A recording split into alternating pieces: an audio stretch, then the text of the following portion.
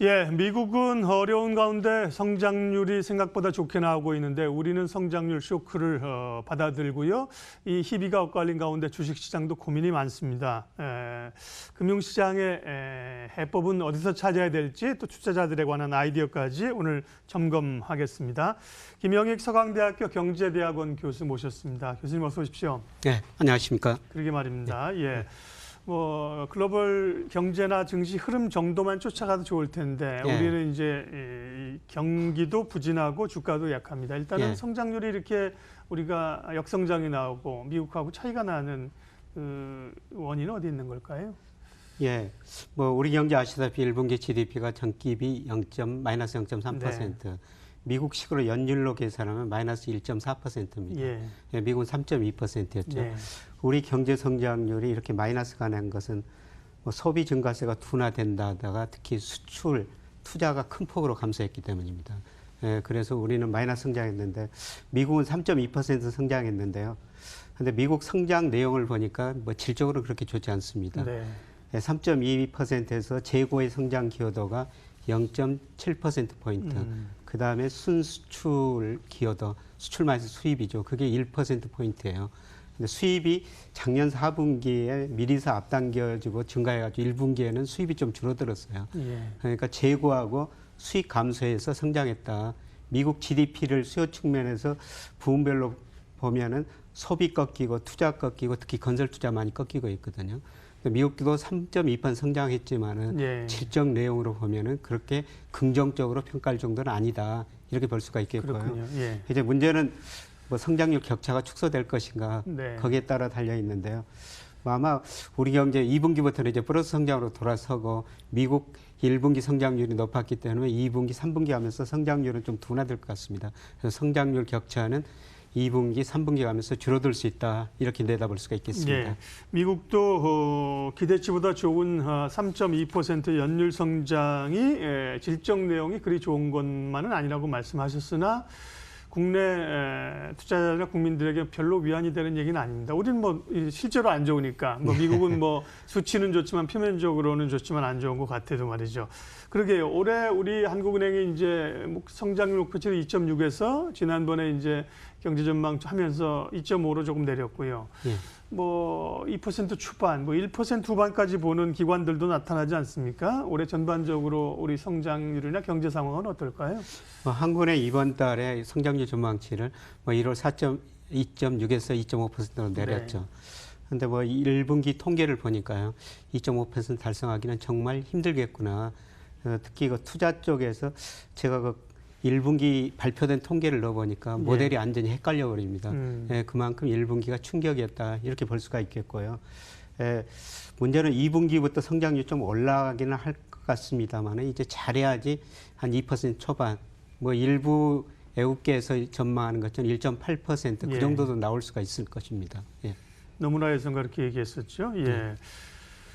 그러게요. 그러다 보니까 물론 이제 정부에서 추경이나 여러 가지 고민을 하고 있는데 당장 시장에서는 금리를 조금 내려야 되는 것 아니냐는 필요성을 거론하기도 하는데 한국은행은 5월에도 금통위가 있지만 당장 정책 기조를 가져갈 것 같지는 않은 스탠스입니다.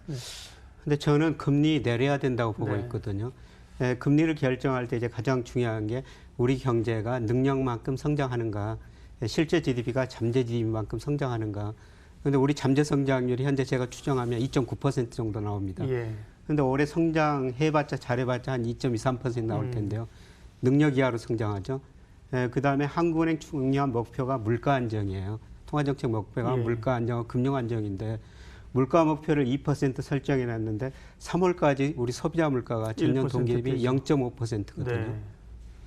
물가가 훨씬 밑돌고 있습니다. 저는 왜 이 물가 문제를 안 다루는지 참 궁금해요. 물가가 목표치 이상에 있을 때만 많은 이야기가 나오고요. 지금 물가가 목표치 훨씬 아래에 있거든요. 작년까지가 통화정책 한국은행 보면은 소비자 물가가 6개월 이상 2%에서 0.5% 상한으로 벗어나면 한국은행 총재가 기자회견을 갖고 국민들한테 설명해야 된다. 그렇게 돼 있는데 그거를 올해 또 빼버렸거든요. 근데 물가가 너무 낮습니다.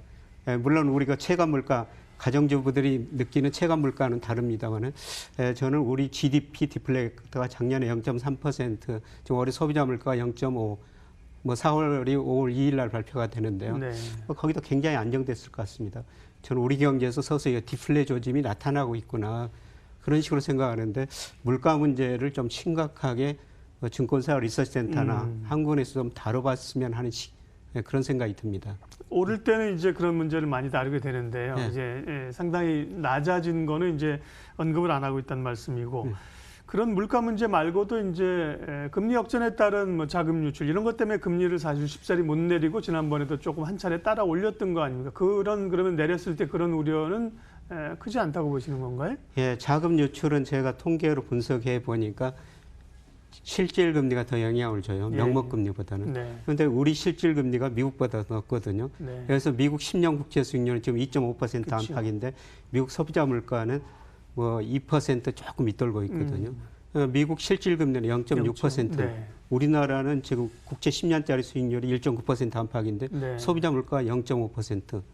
그러니까 그리고 1.3%. 네. 우리 실질 금리가 미국보다 훨씬 높죠. 그러니까 자금 유출은 명목 금리보다는 실질 금리에 영향을 받고 있고요. 예. 그래서 우리 실질 금리가 미국보다 높기 때문에 금리를 여기서 우리가 내린다고 그래도 별로 영향이 자금 크지 않을 유출에는 것이다. 영향을 미치지 않을 겁니다. 예.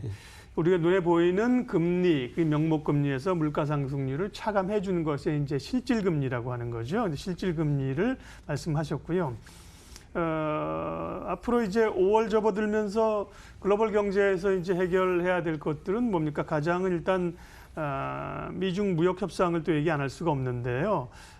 분위기가 좀 해결 국면으로 가는 것 같으면서 매듭이 잘 안 지어집니다. 네. 네, 오늘 뭐 베이징에서 네. 미국 미국 뭐 재무 관리들 가가지고 협상을 하죠. 네. 그래서 아마 중국이 뭐 지적 소유권, 그다음에 농산물 수입을 확대하겠다 이런 것을 이야기할 것 같고요.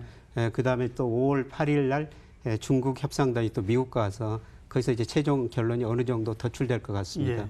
그래서 결국 중국이 이거 지적 재산권 뭐 이쪽에서 양보하고 농산물 수입을 뭐 늘려주겠다 이런 식으로 나갈 건데요. 그렇다고 불확실성이 해소되느냐? 사실 중국이 미국 농산물 수입을 허용해 준 것은 더 늘리는 것은 이거 WTO에 위반되는 거거든요. 네. 저는 미중 무역 협상이 타결됐더라도 오히려 전 세계적으로 다른 나라에서는 불확실성이 더 높아지라고 생각하고 있습니다. 지금 미국 경제가 좋은데 내년에는 아마 나빠질 가능성이 높거든요. 그러면은 트럼프가 중국에서 했던 행동을 다른 나라, 뭐 일본, 유럽, 심지어는 우리나라까지 할 수가 있다는 것이죠. 그렇죠. 네. 그래서 미중 무역 협상이 타결됐다고 그래가지고 무조건 좋은 것은 아니고 오히려 강압에 의한 WTO에 위반된 것이기 때문에 오히려 더 불확실성만 더 높아지는 것이 아닌가 이렇게 생각하고 있고요.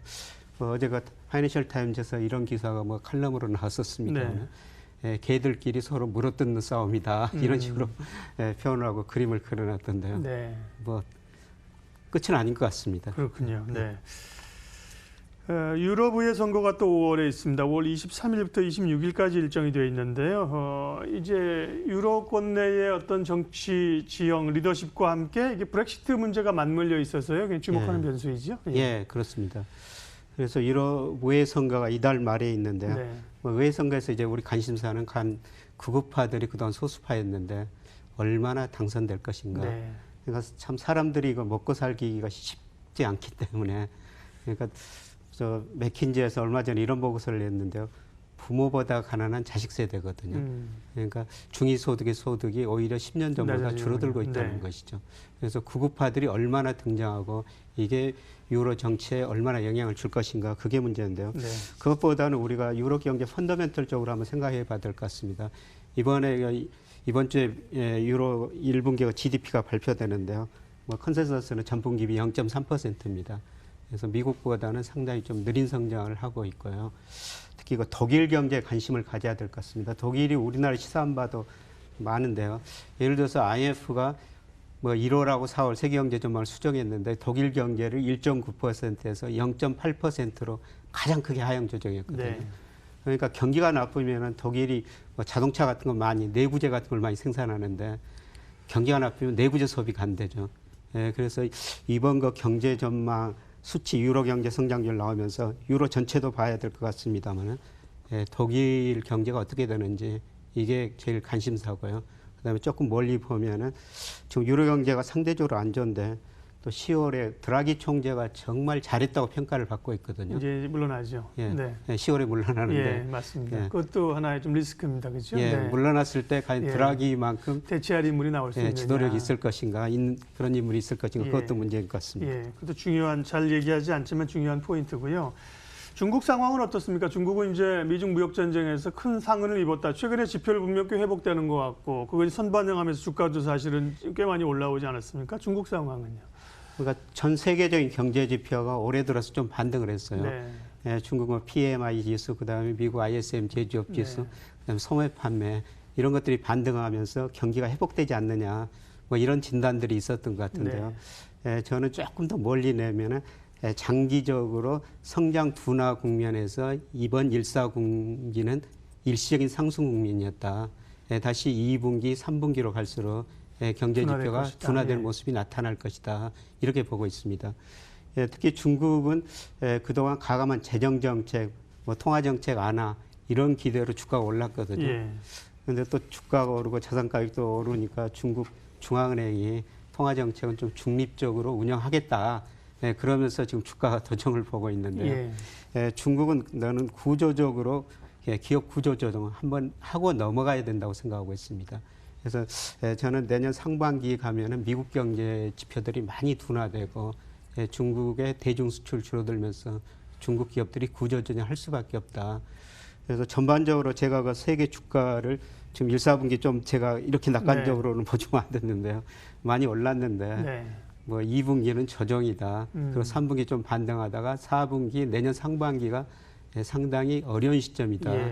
그때 우리가 중국과 가서 금융으로 국부를 늘려야 된다. 계속 이런 말씀을 하셨죠. 드리고 네. 있는데요. 예. 그 시기가 다가오고 있는데 지금 당장은 저는 아니라고 보고 있습니다. 예. 그러면 어쨌든 간에 이제 성장률 둔화 국면에서 조금 더 성장이나 주가가 오를 수 있는 국면은 있을 수 있다. 예. 이후에 이제 좀 경기도 둔화되고 위축될 수 있다. 그런 기회를 노리자. 이런 말씀이신가요? 투자 아이디어 한번 다시 정리해 주십시오. 저는 최근에 달러가 강세를 보이고 있는데 네. 앞으로 미국 경제 성장이 둔화되면서 달러가 조만간 약세로 돌아서리라고 보고 있습니다. 미 달러가요. 예. 그래서 최근에는 금도 좀 이제는 관심 가져야 된다. 그리고 이제 금융시장에서 가장 큰 관심사가 미 국채 수익률이거든요. 예. 미 국채 수익률이 작년 11월에 그 3.2%가 올라갔다 2.5% 떨어졌는데 뭐 2006년에 1.3%까지 떨어졌었죠. 근데 그게 저점인가 아닌가? 그게 시중의 가장 투자자의 관심사거든요. 네. 저는 미 국채 수익률이 많이 떨어지리라고 보고 있습니다. 그래서 지금은 뭐 수익률은 낮지만은 국채 투자도 한번 해볼 만한 시기다. 그리고 제가 늘 말씀드립니다만은 우리 기업들이 앞으로 배당을 더 줄 수밖에 없기 때문에 꾸준히 그냥 저축식으로 배당 투자는 해야 된다. 이런 말씀을 드리고 싶습니다. 네. 특집 시장 진단, 한미 성장률 격차 그리고 최근의 경제 상황을 바라본 시장 전략 세워봤습니다. 서강대학교 경제대학원 김영익 교수님 함께했습니다. 수고하셨습니다. 네, 고맙습니다. 예, 출발 마켓온 오늘 순서는 여기까지 하겠습니다. 내일은 근로자의 날 휴장이고요. 하루 또 쉬시고 다음 날 다시 뵙도록 하겠습니다. 오늘 시장 대응 잘 하십시오, 여러분. 고맙습니다.